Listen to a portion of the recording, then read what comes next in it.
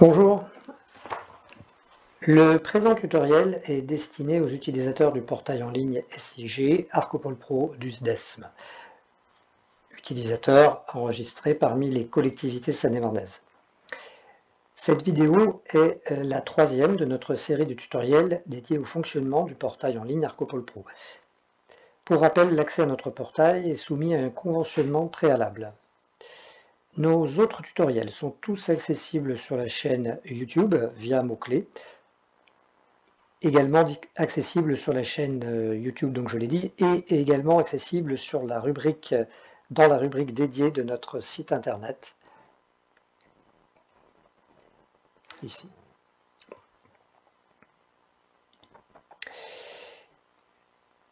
Cette vidéo vous présentera comment, dans le contexte de la loi APER, et grâce aux fonctionnalités de base du portail, vous pourrez consulter les potentiels de développement de différentes énergies renouvelables et déclarer des zones d'accélération.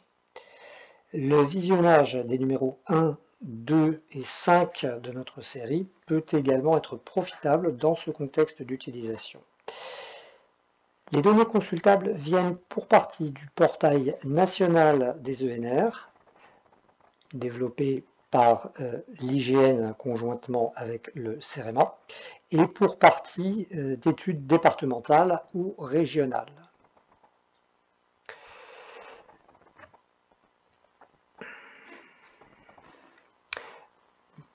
Dans Arcopole Pro, au moyen du menu Carte, vous pouvez donc afficher pour commencer le groupe de couches production et potentiel d'ENR, lui-même composé de différents ensembles de couches ou groupes de couches. Le groupe de couches géothermie, par exemple, vous donne l'accès à une donnée du BRGM, le Bureau des ressources géologiques et minières, à savoir le potentiel du meilleur aquifère à une profondeur de 200 mètres. Le département de Seine-et-Marne présente des potentiels forts ou très forts. Il faut comprendre la présence de un ou de plusieurs aquifères, dont le meilleur, à une profondeur de 200 mètres, présente soit un grand volume, soit une température relativement importante.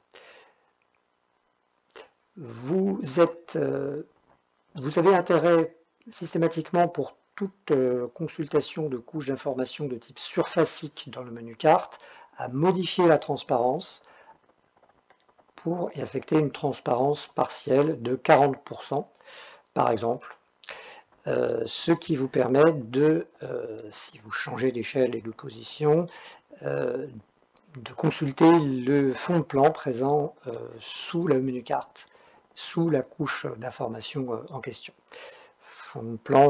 Le fond de plan pouvant être le plan cadastral par exemple, ou d'autres fonds de plan selon votre utilisation d'Arcopole Pro. Cette donnée du BRGM est relativement pauvre en information sémantique, autrement dit, la seule information présente est affichable directement dans le menu carte via la légende. Il s'agit du code couleur. Une deuxième source d'énergie est l'existence de réseaux de chaleur en fonctionnement ou de réseaux potentiels.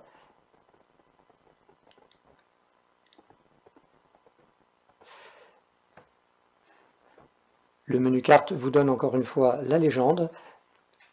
Ces deux couches d'informations, tracé potentiel des réseaux et conduite des réseaux en fonctionnement, sont issues d'une étude menée par la FNCU, la Fédération nationale du chauffage urbain.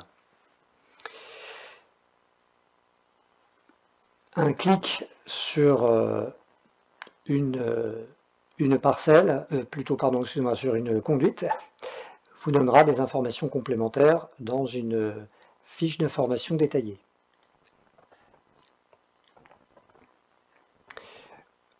La fenêtre consultation présente plusieurs entrées correspondant à toutes les couches d'information traversées par le clic.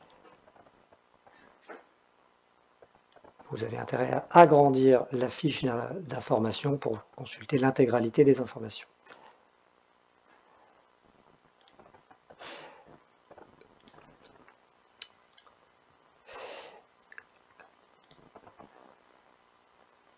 En ce qui concerne le développement de l'hydroélectricité, 4 bassins versants ont été étudiés par le SDESM. Il s'agit d'une étude de 2018, à savoir le Loing, l'Yerre, le Grand Morin et le Petit Morin. Les ouvrages hydrauliques existants et les cours d'eau également ont été étudiés et représentés.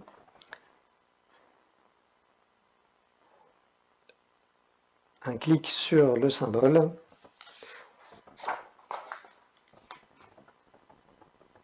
dans le menu Consultation vous permet d'afficher des informations complètes, dont notamment la puissance et le productible, entendu comme la production théorique potentielle en une année en kWh.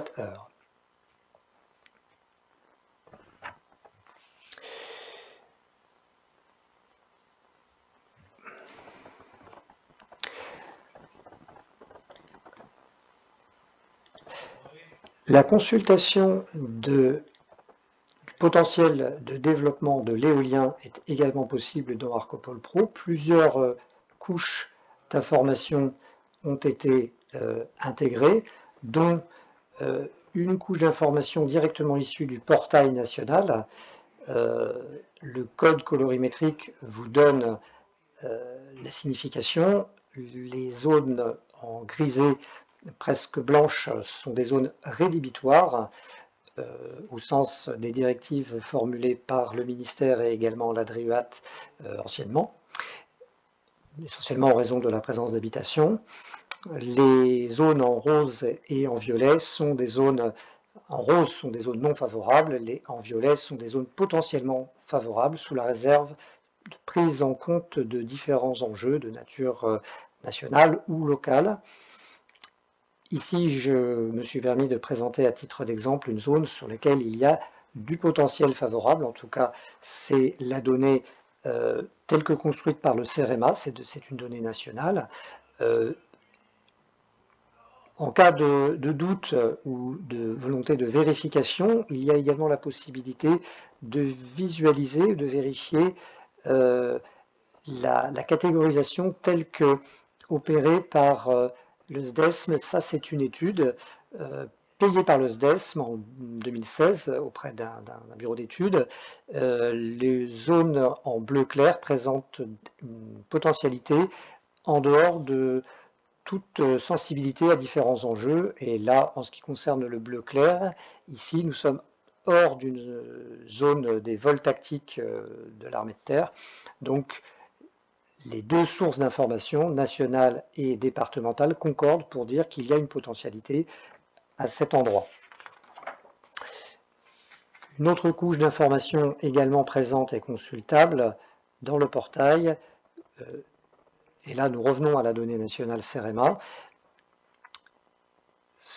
il s'agit des secteurs à enjeu, autant dire également des contraintes, les contraintes pouvant être des activités humaines ou la présence de paysages ou de patrimoine. Vous consultez le code colorimétrique à l'écran. Donc la zone que nous avons identifiée semble ne pas présenter de contraintes ou d'enjeux.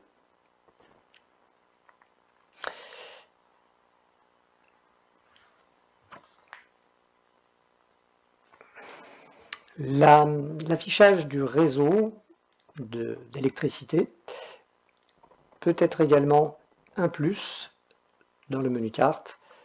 Ici, le réseau de transport. Ici, le réseau de distribution.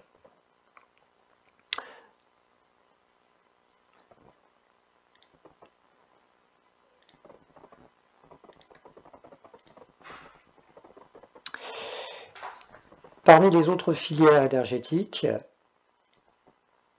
et toujours pour ce qui concerne le développement de l'électricité photovoltaïque,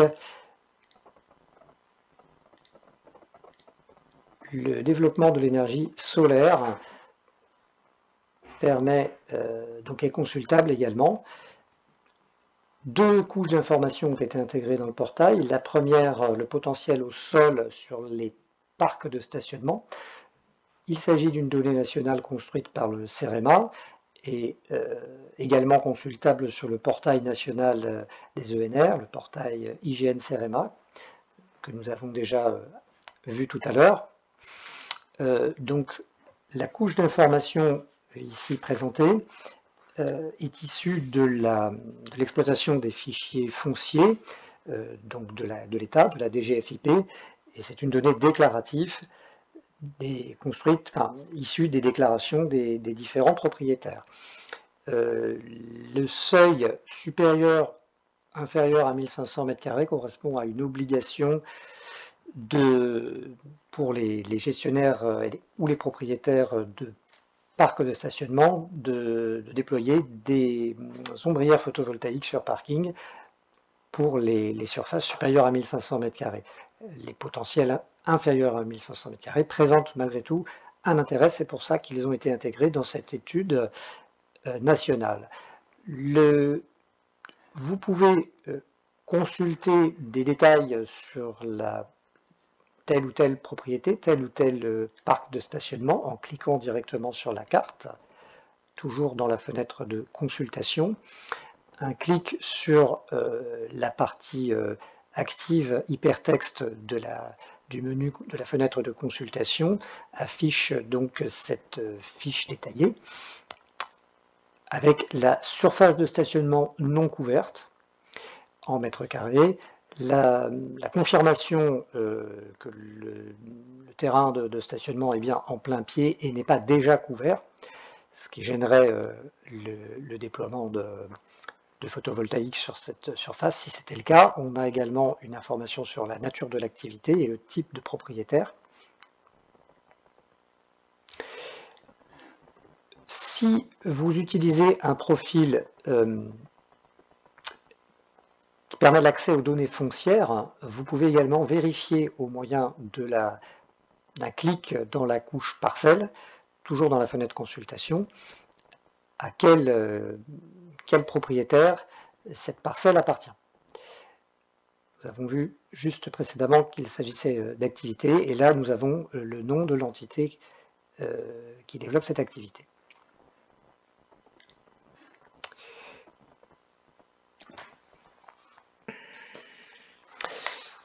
Il est utile également pour cette couche d'information-là, comme pour d'autres couches, de vérifier la présence ou l'absence de périmètre de protection relatif au patrimoine architectural ou naturel. En ce qui concerne le patrimoine naturel, vous le trouvez ici dans le menu carte, c'est dans le groupe de couches environnement.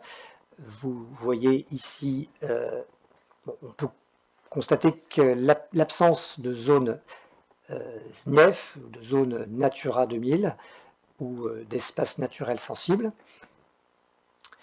En désaffichant cette couche et en affichant la couche patrimoine architectural, on peut vérifier les abords, autrement dit les périmètres de protection des monuments historiques, des sites classés inscrits aux monuments historiques.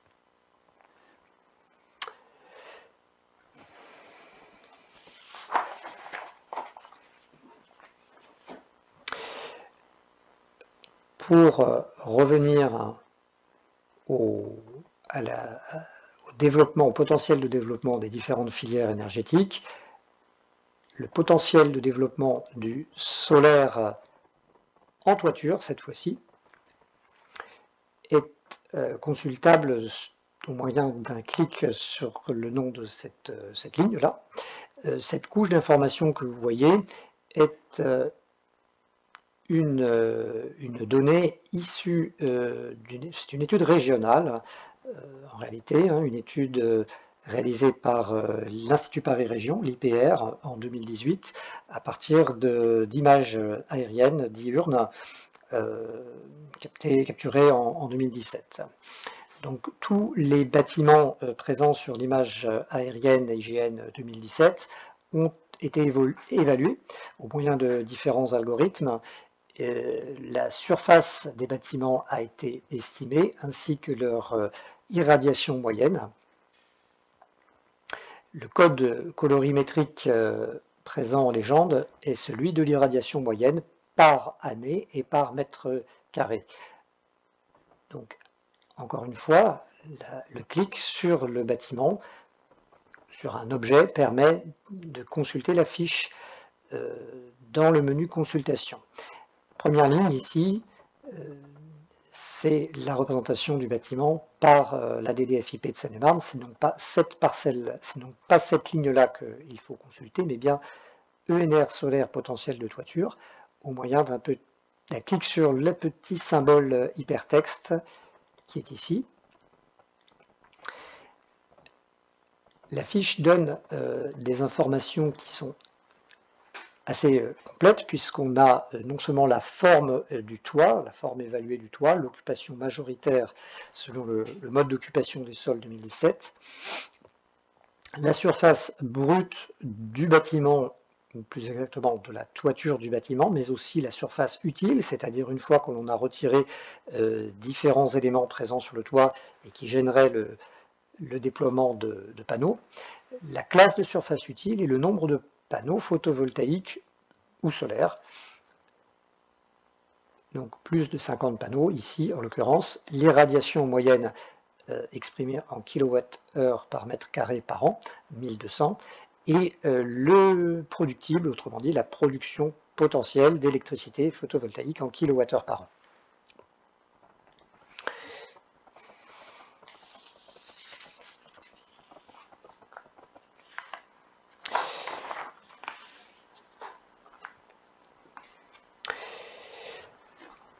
On peut, au moyen de l'outil sélection, effectuer une recherche sur la couche d'information ENR solaire en toiture.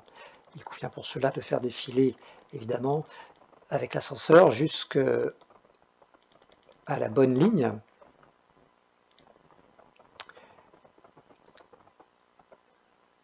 L'option sélection par polygone permet de dessiner un polygone à l'écran, ce qui va permettre ensuite de sélectionner tous les objets, toitures de bâtiments qui sont compris dans ce polygone.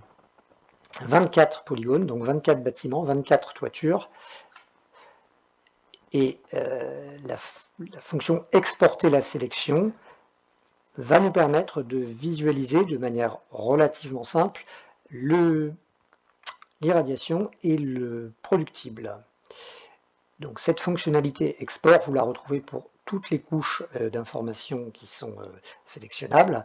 Là, je vais exporter en un format Excel qui est facilement utilisable par la plupart des collectivités.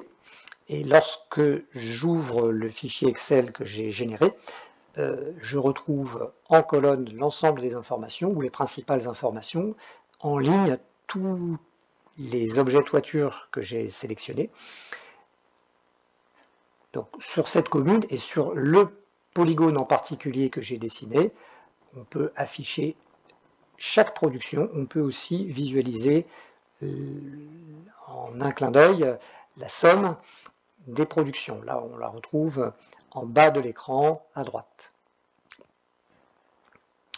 On a aussi la surface utile. Dans cette colonne-là, Excel m'affiche la somme des surfaces utiles des différentes toitures.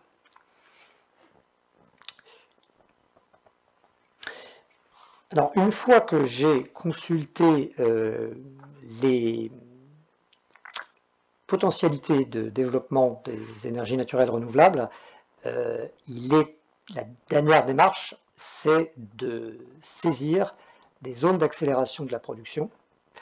Et pour ce faire, le menu carte, il faut aller cocher dans le menu carte la couche d'information prévue, construite par le SDESM, par le service SIG du SDESM.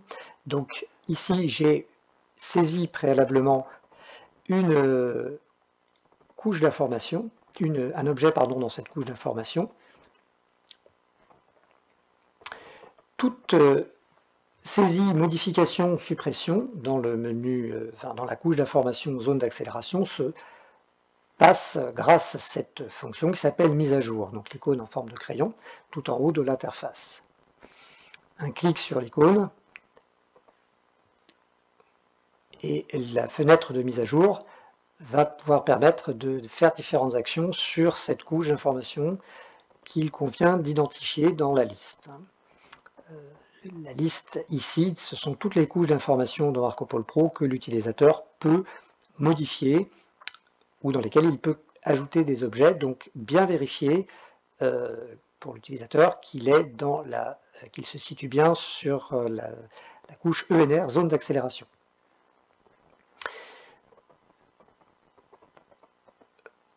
Par défaut, aucun objet n'est enregistré dans cette couche sur votre compte. Là, j'ai créé un objet tout à l'heure. Il est possible de supprimer un objet au moyen de l'icône en forme de poubelle.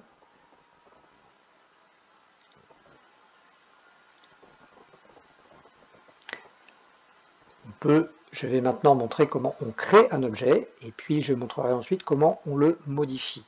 Donc je peux ajouter de cette façon-là un objet.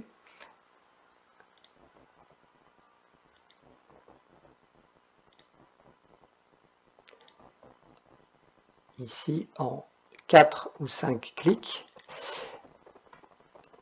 Donc, cet objet a été ajouté. Je peux également le modifier en géométrie au moyen de l'option ici, modifier la géométrie d'un objet. La logique est bien de sélectionner l'objet, puis de modifier l'objet. Dans un deuxième temps, de cliquer sur édition terminée lorsque c'est fait. Et donc là, actuellement, on a un objet qui a été ajouté, mais il est vide d'informations. Si je quitte le menu de mise à jour, je peux aller vérifier ce qu'il en est. Dans le panneau de consultation, toujours, je vois qu'un objet est affichable et consultable. La fiche détaillée de l'objet est vide ou 3/4 vide.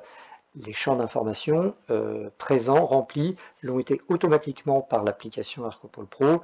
Il a reconnu la commune et le département, bien sûr. Donc, la dernière étape de ma saisie va consister à mettre à jour les informations attributaires et pour cela, je vais avoir besoin de l'icône en forme de crayon, donc l'option édition attributaire d'un objet.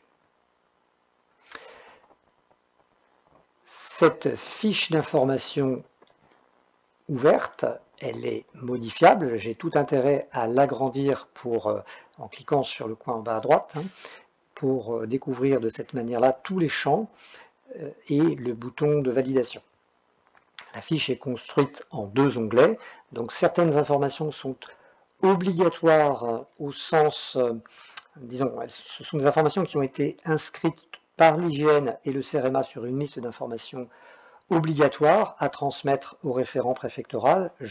Nous reviendrons sur la transmission des informations au référent préfectoral dans quelques minutes, dans quelques instants. L'autre onglet sont des informations soit non citées par l'IGN, mais dont la saisie peut présenter un intérêt. Donc pour revenir aux informations obligatoires, qui est le premier onglet, certaines informations sont pré-remplies, comme le code INSEE, le nom de la commune, la surface également, en mètres carrés, en hectares. Il est nécessaire, fondamental, de définir quelle est la filière de production énergétique que vous souhaitez voir développer sur cette zone, développer ou voir développer par un tiers, par un porteur de projet. Donc par défaut, la valeur est sur éolien, mais vous pouvez donc la modifier au moyen de cette liste déroulante. Là, en l'occurrence, je vais choisir solaire photovoltaïque. Le détail de la filière est à proprement dit n'est pas obligatoire, mais vous avez quand même malgré tout intérêt à la saisir. La liste est assez riche, donc là, on va considérer qu'il s'agit de photovoltaïque en toiture est d'un nouveau déploiement. Il ne s'agit pas d'une montée en puissance ou d'un renouvellement d'installation déjà présente, mais bien de nouveaux déploiements. La productible estimée doit être exprimée en mégawattheure, ainsi que la puissance. L'État, la DRIAT, l'ADEME ont communiqué dès le mois de mai 2023 sur la prochaine mise à disposition de calculettes informatiques plus ou moins simples d'utilisation qui permettront aux utilisateurs en commune de calculer par eux-mêmes la puissance et la production en fonction de la surface et de la filière énergétique. En l'absence de ces calculettes à la date de la réalisation du présent tutoriel, par simplification, je vais entrer 0. Si vous oubliez de saisir une valeur dans ces deux champs, la validation ne sera pas possible. Mais vous pouvez revenir ultérieurement sur votre saisie, par exemple pour modifier la valeur chiffrée. C'est possible dans ArcoPoL Pro. Donc pour le moment, je saisis 0. Alors au passage, donc, si je tente de valider la fiche, un message d'erreur apparaît puisque le nom de la zone d'accélération d'énergie renouvelable est obligatoire dans le schéma. Donc je vais taper un nom.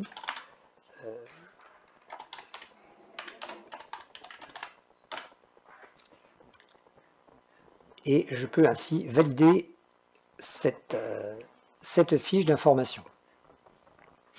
Je peux revenir à ma zone d'accélération, cliquer de nouveau sur la zone d'accélération, retourner à la fiche pour saisir d'autres informations ou pour les consulter.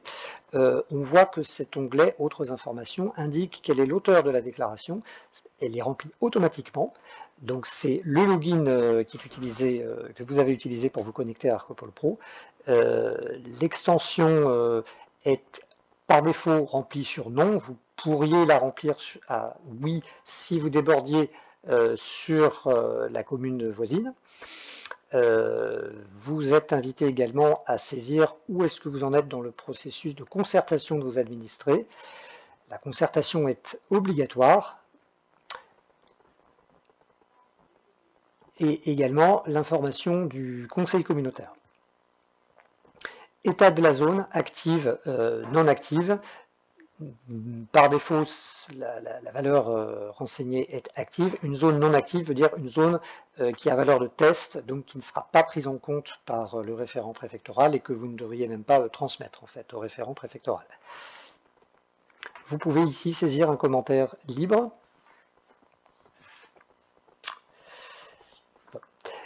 Et donc vous pouvez valider, encore une fois, je le redis, valider au moyen de ce bouton. La dernière chose que vous pouvez faire dans ArcoPoL Pro au sujet des zones d'accélération de la production d'énergie renouvelable, c'est l'export. Et pour exporter une zone, il est d'abord nécessaire de la sélectionner. Donc il convient d'ouvrir la fenêtre de sélection, d'utiliser l'une des fonctions des options de sélection, comme par exemple la sélection par pointée. Dans la couche d'information, la bonne couche d'information qu'il faut aller chercher dans la liste déroulante, elles sont classées par ordre alphabétique. Il s'agit ici de ENR zone d'accélération. Donc option sélection par pointée. L'objet zone d'accélération est sélectionné. Le menu, la fenêtre sélection indique le nombre d'objets qui sont sélectionnés.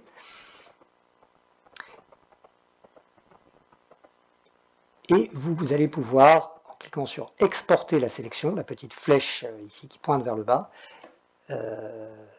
exporter en format, donc dans différents formats. Vous avez le format Excel, vous avez le format DXF qui est un format de dessin assisté par ordinateur, de DAO, vous avez le format shapefile qui est un format spécifiquement SIG.